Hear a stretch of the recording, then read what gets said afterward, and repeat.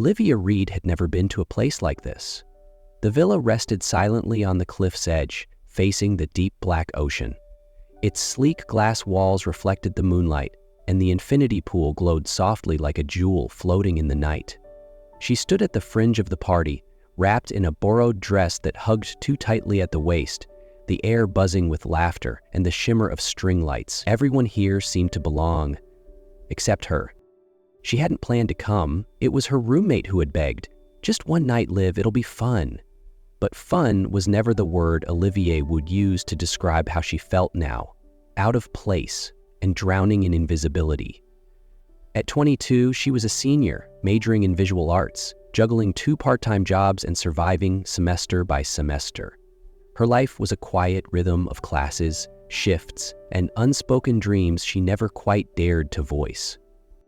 Parties like this didn't belong to her world. Neither did dares or the clinking of glasses passed between beautiful strangers.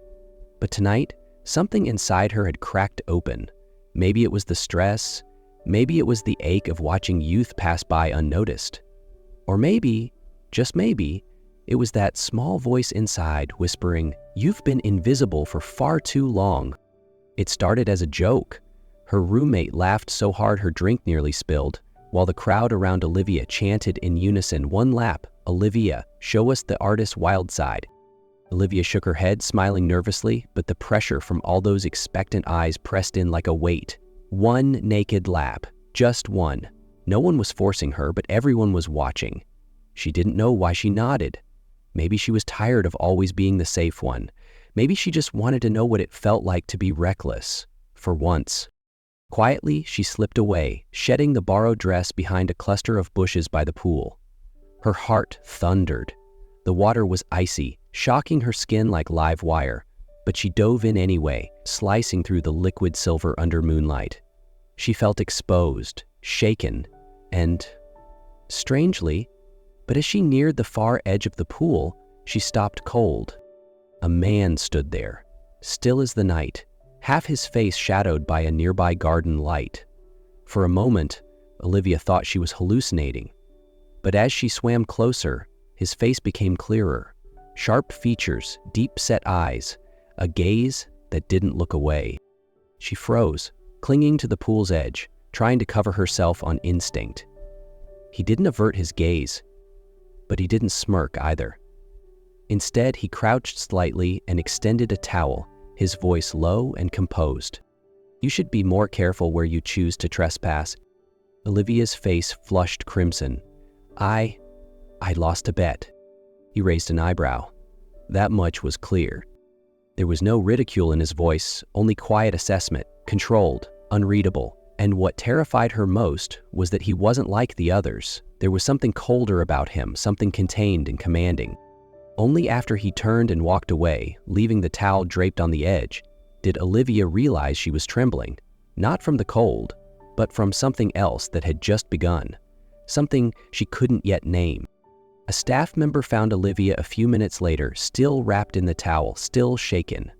There was no ridicule, no questioning stare, only a gentle offer. "The West guest room is empty if you'd like to rest." Olivia followed silently, her legs unsteady as she walked through the golden-lit corridor. She sat on the edge of the bed in a room too elegant, too quiet, the whole night stretching out like a strange mistake. She should leave. She should have already left. But instead, she stayed seated, clutching the towel like it was the only thing anchoring her to the moment. His name? She still didn't know his name. But then, her mind caught up, piecing together fragments she'd ignored all week. The invitation her roommate had waved around triumphantly.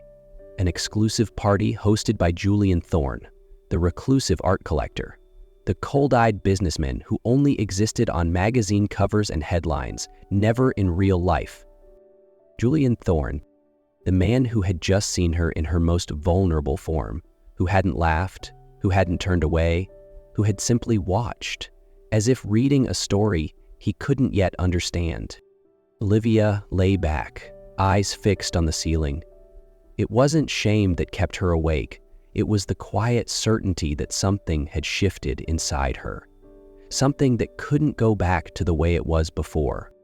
Olivia hadn't expected anything after that night. She threw herself back into work and classes, pretending she could forget Julian Thorne's gaze, that cool, relentless gaze. She told her roommate the story with a forced laugh, calling it a wild mistake. But every night, she lay awake, eyes wide, his image returning uninvited. Then, a week later, the message came. Short, polite, almost cold. "I'd like to invite you to dinner, just the two of us." No explanation, no apology, just an invitation she couldn't stop thinking about. It took Olivia hours to type a single reply. She didn't know why she said yes. Maybe it was curiosity. Maybe she needed to see if he was truly as cold as they said, or if the softness in his eyes that night had been real. That evening, Julian was already there when she arrived. He stood as she entered, pulling out her chair like something out of a perfectly rehearsed scene, still composed, still unreadable. But when their eyes met, something in his expression softened. Dinner began in awkward silence. Olivia stumbled over her words. Julian simply watched, but as the meal unfolded and he asked questions about her family, her dreams, her past, the space between them slowly shrank. And in that quiet unraveling, for the first time, she saw him not as an image, not as a headline, but as a man who knew how to listen. After that dinner, things began to shift, not loudly, not with promises, but the next week, there was another invitation, and then another. And with each time Olivia said yes, she stepped further into a world she never thought she'd touch. Julian never took her to crowded restaurants or places filled with flashing lights. He chose quiet corners, spaces where the waitstaff asked no questions and the lighting was always soft. They never took photos, never held hands in public. It was as if he was holding her in a suspended silence, a world where only the two of them existed. At first, Olivia was sure she was just a fleeting curiosity, a temporary contrast in his calculated life. But he kept calling, kept asking, and each time he did, she felt herself slipping, not just into his world, but into the truth of who he was behind the polish and control. Julian puzzled her. He spoke little, but every word carried weight. He chose his meals precisely, folded napkins with intention, but when he looked at her, sometimes, just sometimes, his gaze softened, like even he was surprised by what he felt. Olivia began to wonder, why her? Among so many women who were more beautiful, more confident, more dazzling, why did Julian Thorne keep choosing her? And why did she, the girl who had spent her life avoiding attention, find herself waiting for the moment she'd meet his eyes again? One late evening, as a light rain misted the city and Olivia finished her shift, she found herself standing outside the glass tower where Julian worked. In her hands was a simple meal she had cooked. She hadn't texted. Wasn't sure if she should be there. But instead of heading home, she just came. Not to impress him, just because the thought of him eating alone in that cold office tugged at something deep inside her. The assistant looked surprised but didn't stop her. Julian was upstairs. When he stepped out of a meeting and saw her, damp from the rain, holding a modest box of food, eyes uncertain, he froze. For a moment, the cold edge was gone, and there was just a man, caught off guard by the fact that someone thought to show up. He walked over without a word and pulled her into his arms. Olivia stood still, her head against his chest, her heart hammering, but Julian only held her tighter. No rush, no motive, just a quiet embrace from someone who had gone too long without one. "I don't want to be alone anymore," he whispered, his voice cracking like the night air. Olivia didn't answer. She only clutched him tighter, because she understood, not with words, but with the silences they had always shared. And in that wordless moment, the distance between them finally collapsed. The following week, Julian sent her another message, brief as always, but heavy with intent. "This weekend, come to the retreat with me." Olivia hesitated, not because she feared him, but because she feared herself, feared how deep this was getting, feared that one more step forward might mean there was no turning back. But she said yes, and on a quiet Friday afternoon, she stepped out of the car into rolling hills, where Julian's home appeared like a secret melody carved into the land. The retreat wasn't what she expected. It wasn't cold or extravagant. It was warm, lived in, and filled with quiet traces of a real life. Old books stacked high, knitted throws draped over chairs, half-hung paintings resting against the walls. Olivia realized this was where he went to escape the world, and somehow he had chosen to bring her there. They spent the day walking through gardens, cooking together in the sunlit kitchen, laughing when Julian dropped the spice jar for the third time. She saw a part of him the world didn't know, a soft humor, a quiet attentiveness, the way he looked at her when he thought she wasn't watching. That night, they sat by the fire, flames dancing across their skin. Olivia leaned her head on his shoulder, and for the first time, Julian's hand slipped into her hair, his fingers weaving through the curls like he was afraid the moment would vanish. "You make me remember things I thought I'd buried," he whispered. "What things?" she asked, eyes lifting to his. Julian paused, then said, almost like an exhale, "I used to believe in love, in promises, and then I learned what happens when you let someone get too close." She didn't say a word. She only reached up, cupping his face gently. "I didn't come to hurt you, Julian." "I know," he said softly. "That's what scares me." The next morning, Olivia woke to the scent of coffee and the soft chirping of birds outside the window. Julian wasn't beside her, but he'd left a note in his crisp handwriting, downstairs in the office. She smiled, made herself a cup of tea, and wandered into the sunlit sitting room with her sketchbook. Everything felt calm until she heard his voice, not loud, but taut. Julian was on the phone in the study, the door slightly ajar. Olivia didn't mean to listen, but certain words slipped through the crack. Crisis, collapse, betrayal.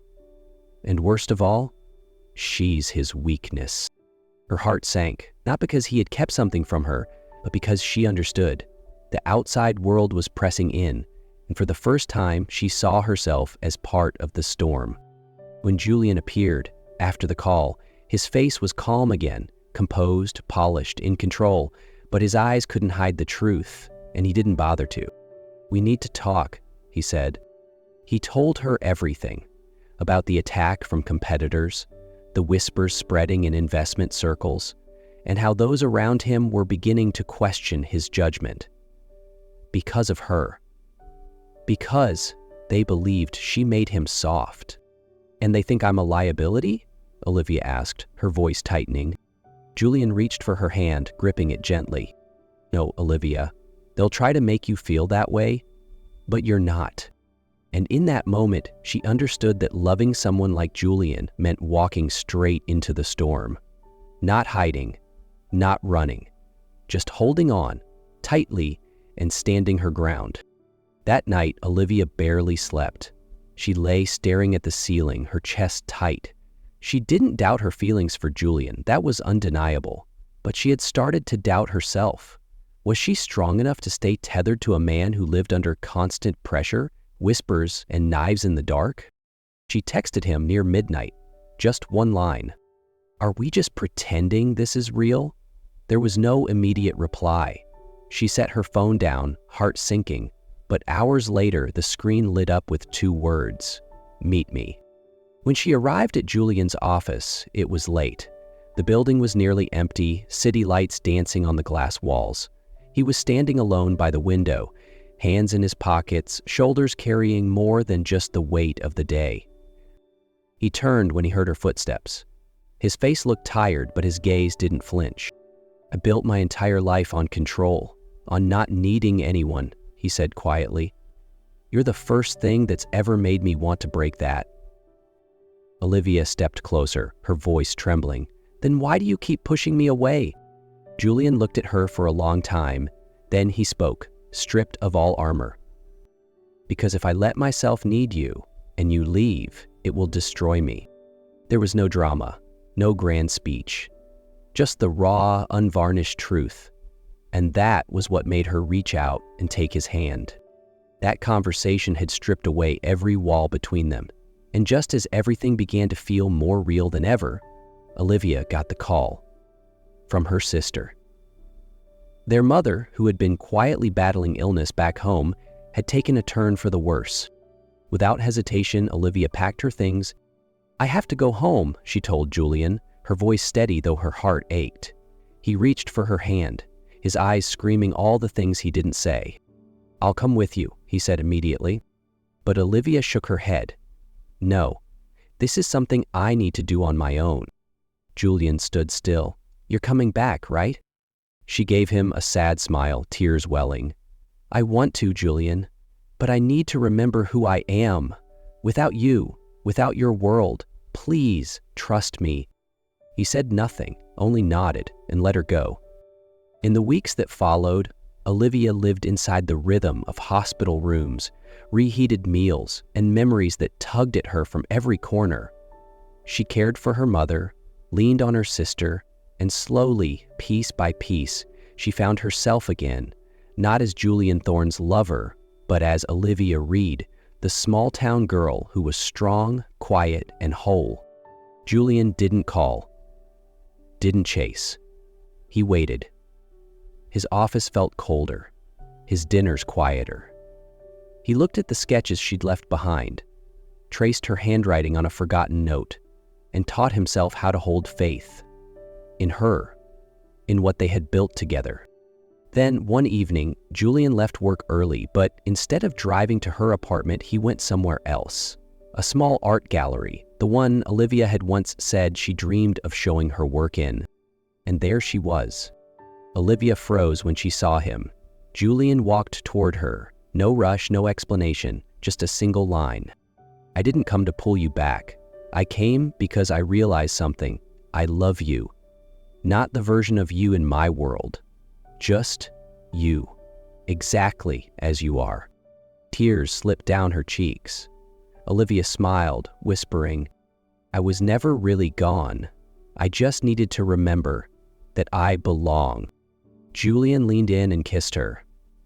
Not to claim, but because he had finally learned how to love, without conditions. A month after the gallery night, Olivia moved in with Julian, into the villa where everything had once begun, perched by the cliffs, with glass walls and a silver-lit infinity pool. But this time, it wasn't a kingdom of power and silence. Every room now bore her presence, half-finished sketches on the desk, her white porcelain mug, a mustard-colored throw draped over the couch. Julian still ran his empire, but he now closed his laptop before the sun dipped, let his phone go unanswered during dinner, and learned, day by day, how to be fully present. He had learned how to stop, to look at her, to listen. And Olivia, the girl who once feared she didn't belong, now stood steady as an irreplaceable part of his world. Not as a shadow, but as a true companion.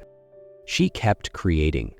A small downtown gallery began showcasing her work. On the opening night of her first collection, titled Stillness and Storm, Julian sat in the front row, quietly clapping as her name lit up under the lights. That evening, they returned to the pool, where it had all begun with a reckless dare. "Do you think you would have jumped if there hadn't been a game that night?" Julian asked. Olivia smiled, resting her head against his shoulder. "Maybe not, but I think I still would have found you, one way or another." He took her hand. "Thank you for jumping," he whispered. She squeezed it back. "Thank you for waiting." And in the hush of night, standing by the very pool where it all began, under the same moonlight that once saw her bare and afraid, Olivia and Julian knew they had come home, not just to a place, but to each other.